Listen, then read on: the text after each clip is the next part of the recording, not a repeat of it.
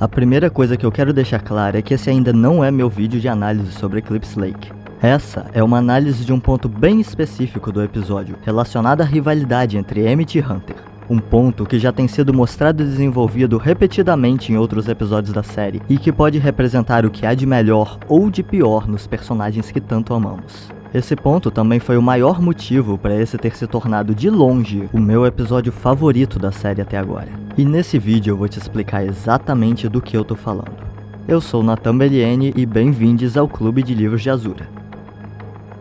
Talvez algumas pessoas não concordem muito com o meu uso da palavra rivalidade para falar dos conflitos entre Emmett e Hunter, mas eu acredito que, dentro do contexto desse vídeo, ela pode funcionar bem.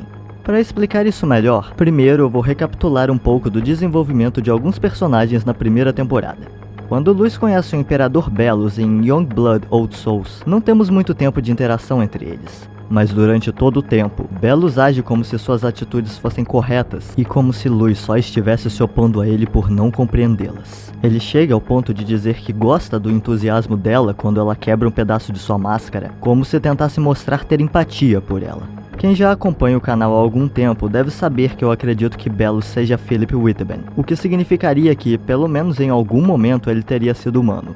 Eu sei que agora nós vimos que ele tem orelhas de bruxo, e eu tenho uma teoria a respeito, mas eu não vou entrar nisso aqui nesse vídeo. A questão é que, pra mim, seria incrível descobrirmos que o Imperador é ou já foi humano, pois isso acrescentaria muito significado ao embate entre ele e Luz. Afinal, se esse for o caso, isso significaria que ele representa algo que Luz pode se tornar. Que, mesmo não possuindo habilidade mágica natural, ela também poderia ser tão poderosa quanto Belos caso seguisse o mesmo caminho que ele.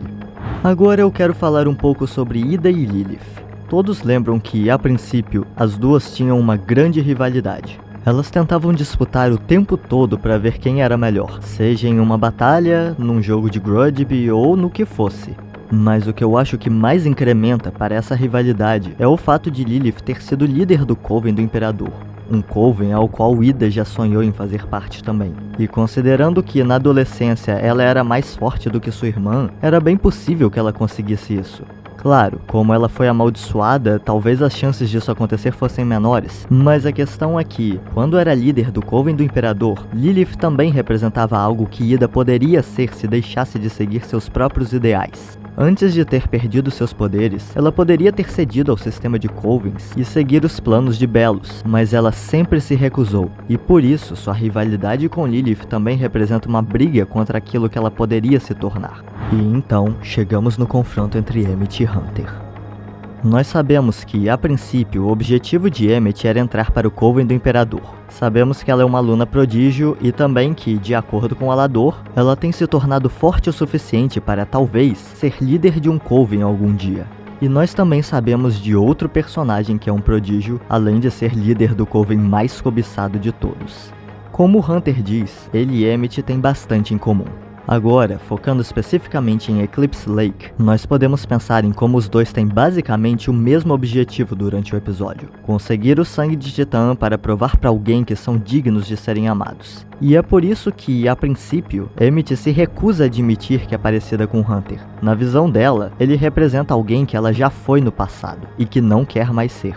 Então, em termos de construção de personagem, qual é a diferença entre eles? Eu responderia que, pra mim, a principal são seus valores morais. Em toda oportunidade que tinha, Hunter tentava manipular as ações de Emmett, convencendo-a que Luz só iria querê-la por perto se a namorada tivesse sucesso em sua busca. Da mesma forma como Belos tenta convencer Luz de que ele está certo em suas ações, e que é ela quem não é capaz de compreendê-lo. Da mesma forma também como Lilith tenta levar Ida para o Coven do Imperador, mesmo que precise obrigá-la para isso.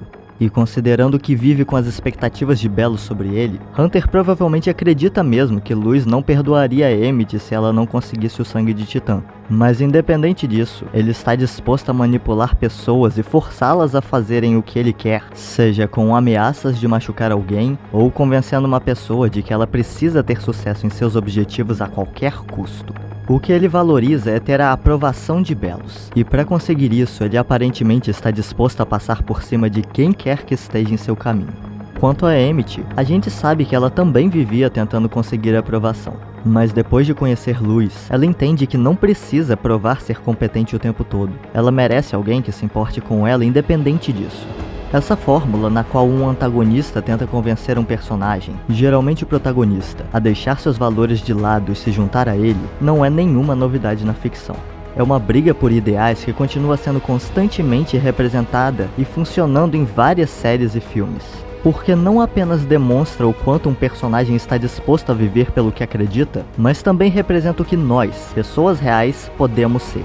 Porque todo mundo pode escolher desistir de seus valores pessoais, ou continuar enfrentando os desafios que forem precisos para mantê-los. Por isso, eu acho que a cena de luta entre Emmett e Hunter, além de ser visualmente incrível, também representa o confronto entre valores opostos.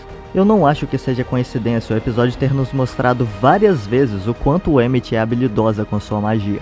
Ela poderia ter escolhido continuar se esforçando para entrar no Coven do Imperador. E considerando que ela consegue lutar contra Hunter de igual para igual, é bem possível que ela conseguisse. Mas essa não é a decisão que ela toma. E os efeitos dessa decisão ficam claros na batalha. Enquanto Hunter parece extremamente estressado e desesperado lutando, Emmett contrasta totalmente com ele, mantendo uma expressão bastante concentrada durante boa parte do tempo. E quando paramos para lembrar, ela também ficava extremamente nervosa quando algo saía de seu controle.